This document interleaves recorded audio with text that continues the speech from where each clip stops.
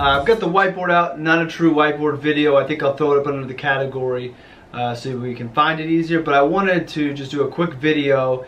It was really spurred by an email exchange I had earlier this week with a potential client. So I have a startup company that I work with that helps match people looking for a financial advisor with a CFP professional to see if it's a good fit and kind of conversation go to see if they end up working with me. So I had an inbound prospect, if we'll call them that, reach out and set up the meeting, do my usual email to check in, see if we're still going to hold it, figure out do they want to meet virtually, over the phone, how we're going to best meet this first time.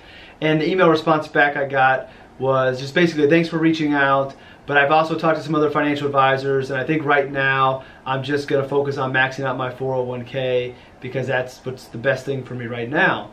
And while maxing out a 401k is great, and I don't know this individual's personal situation, I just give basic age and name, and then if it makes sense, we exchange information. I learn more about their situation, but I don't get their personal information on the front end. It's just a introduction. So I don't know what their situation was, and maybe this is the best thing for them, but I couldn't help to think or wonder, the advisors that this individual talked to, were they actual financial planners or were they investment guys? And since he was younger and all he could do was save in a 401k, they just gave him the blanket recommendation of max out your 401k, which again is a great goal, but maybe they're missing a lot of opportunity to help him. So usually when I get an email like that, I just kind of let it go, no problem. If you ever need anything, reach back out. But this time I felt the need to maybe educate him more on what a financial plan is and what a financial plan isn't without being annoying. So I didn't want to just be a pest, but I also wanted to let him know that that is a good recommendation and a great goal to strive for, but depending on your situation, if you have a family, you may be missing some needs that you aren't even aware of because you don't know.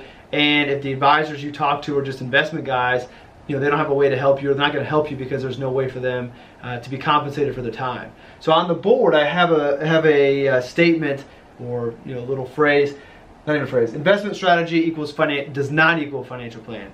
Let me do that again. Investment strategy does not equal a financial plan. And what I mean by that is that I think a lot of people automatically think financial advisors and financial planning is retirement and investment focused. And while that's part of what we do and it's a big part of it, there are other areas that need to be examined.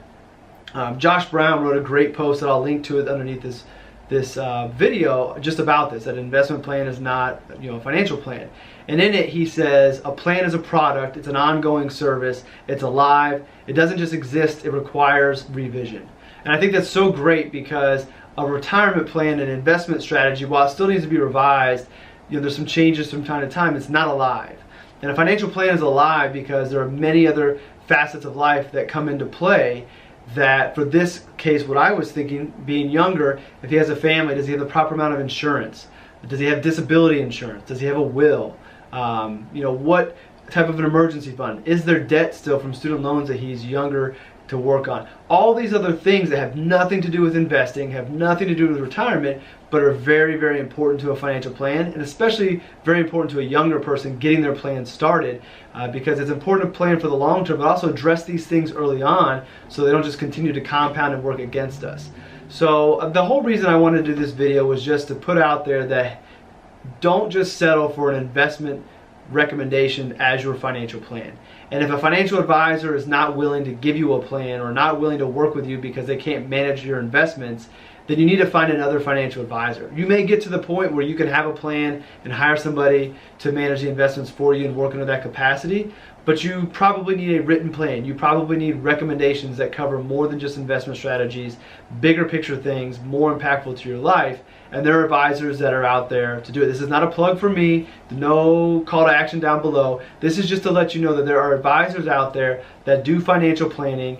Maybe they get compensated based off of investments, maybe they charge an hourly rate, maybe they have a subscription model. There are different type of advisors out there, but if you go looking for help and somebody says they can't help you because they can't manage your investments, don't take that as the ending spot. Begin to look for an advisor that does comprehensive planning, that's going to advise you on all of those different areas like emergency fund, budgeting, debt, insurance, retirement planning, college planning, all these other areas that make up a true financial plan. Anything else is just an investment strategy, and it's not what you really need from a planning standpoint. So that's my little whiteboard video rant, if you will. But I just was thinking about this, and it really has been weighing on my mind because I don't know what happened with this individual.